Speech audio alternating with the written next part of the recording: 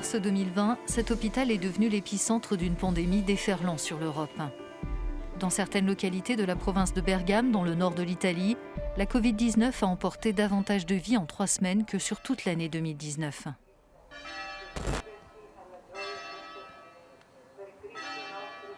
Près d'un an plus tard, nous sommes revenus sur place à Nembro, l'une des municipalités les plus touchées de Bergame. Matteo Cella est prêtre au sanctuaire Notre-Dame du Zuccarello depuis 10 ans. Sa messe du soir se transforme souvent en hommage à ceux que le coronavirus a emportés.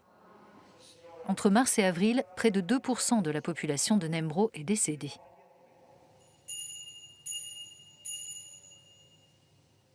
Derrière ce chiffre, il y a des hommes et des femmes qui ont une importance particulière pour notre communauté. Prenez par exemple cette sage-femme de 58 ans, une bénévole impliquée dans la paroisse, une personne que tout le monde connaissait et qui était toujours volontaire pour aider les mères en difficulté. Elle s'occupait de sa propre mère âgée avant qu'elle ne perde la vie à cause de la Covid. Ensuite, elle a été elle-même atteinte par le virus et elle est morte 1 semaine plus tard, à peine quelques semaines après être devenue grand-mère.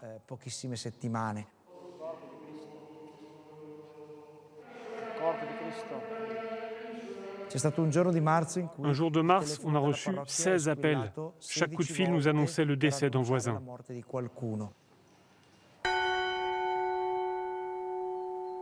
Le taux de mortalité a bondi d'environ 400% sur un an. Les églises ont cessé de sonner les cloches en hommage aux défunts, car leur son devenait une source d'anxiété et de peur pour la population.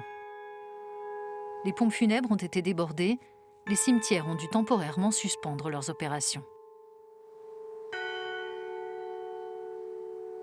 Quand les funérailles ont été suspendues, on se réunissait ici en petit comité avec quelques proches du défunt. On célébrait simplement un rite funéraire, une bénédiction des âmes. Chaque cérémonie durait à peine quelques minutes. C'était un moment très intense. C'était la seule chose, le seul langage à notre disposition pour donner un peu d'humanité à l'étape ultime de toutes ces vies. Une étape tellement négligée puisque tant de victimes ont péri dans une profonde solitude, loin de leurs êtres chers. Sarah et Diego savent trop bien ce que cela veut dire de perdre des êtres chers dans une solitude complète. Cet ouvrier métallurgiste a perdu en 4 jours sa mère et son père. À peu près à la même époque, celui de cette agente de sécurité à l'aéroport de Bergame est décédé.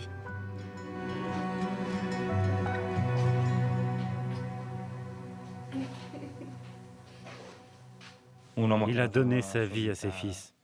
Et puis mon père est mort tout seul. Ma mère pareil. Elle est morte toute seule. Personne ne devrait se retrouver dans une telle situation. Et l'histoire de son père est sensiblement la même. Oui, mon père était très jeune. Il avait 67 ans. Il était vraiment en bonne santé. Il n'avait aucune pathologie par ailleurs. Il est resté à la maison pendant 5 jours. Sa fièvre ne voulait pas baisser. Son médecin a dit que s'il n'avait pas de problème respiratoire, qu'il n'avait pas été en contact avec des Chinois, alors on pouvait être tranquillisé parce que ce n'était pas le coronavirus, mais une grippe classique. Pour autant, la fièvre ne baissait pas.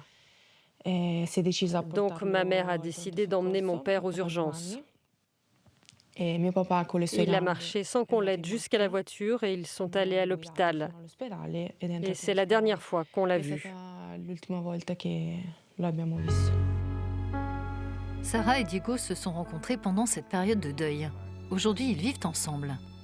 Ils font partie de Noi Denunceramo, Nous dénoncerons, une association qui exige des réponses et la justice sur ce qui a si dramatiquement mal tourné dans la province de Bergame, puis dans toute l'Italie. Je suis en colère. Nos parents sont partis trop tôt. Ils ne méritaient pas ça. Il y a 60 000 autres personnes qui ne méritaient pas de mourir comme ça. Il y a tant de familles détruites à jamais à cause de ce maudit virus. C'est pour ça qu'on se bat. On se bat pour que justice soit faite. On essaie de voir ce qu'on peut faire ou pas. On veut savoir si les règles ont été respectées. Et c'est tout. Ce drive-in à Milan teste entre 300 et 500 personnes par jour. Parmi le personnel médical, le capitaine Karim Rajdi, 29 ans. Médecin militaire, il a participé à des missions en Afghanistan et au Liban. Au début de la première vague, il a été envoyé en urgence dans le principal hôpital de Bergame, alors saturé. Sur son temps libre, il accepte de revenir avec nous dans cet établissement où il a été témoin de drames quotidiens. Je me souviens d'un homme qui pleurait, il n'arrêtait pas de pleurer. Je suis allé le voir pour comprendre ce qui se passait. Il m'a dit que son fils avait été admis dans le même hôpital et que ça l'inquiétait beaucoup. Je suis allé voir sur l'ordinateur l'état de son fils, né en 1977, il était très jeune, et j'ai vu qu'il était en soins intensifs. J'ai appelé le service pour savoir comment il allait. Ils m'ont dit qu'il venait juste de mourir, quelques minutes auparavant. Je n'avais jamais été dans une telle situation. Je devais annoncer à un père que son fils venait de mourir. Pour autant, cette période de 2 mois qu'il a passée à l'hôpital a aussi été synonyme d'espoir. Mon plus beau souvenir concerne un de nos patients. Il a été hospitalisé dans un état critique. Il s'est rétabli et il est sorti de l'hôpital. Cet homme était menuisier et quelque temps après, il est revenu nous donner des petits cœurs en bois qu'il avait fabriqués. On peut y lire « Molla mia ». C'est une expression dans le patois de Bergame pour dire « il ne faut jamais baisser les bras ». Bergame et ses municipalités sont encore en train d'apprendre à vivre avec la pandémie.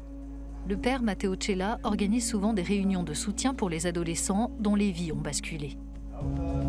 Tout en causant douleur et souffrance, cette tragédie a fait naître selon lui un sentiment nouveau d'appartenance et de solidarité. Les uns ont saisi l'occasion de la pandémie pour chercher activement comment être utile à la communauté, au monde. Les autres ont compris qu'ils devaient être plus sérieux dans la vie, qu'ils devaient faire preuve d'une plus grande responsabilité et qu'ils devaient travailler sur eux-mêmes de ce point de vue. Il est certain que ce n'est pas tout le monde qui a réagi de cette manière, qui a ressenti ça.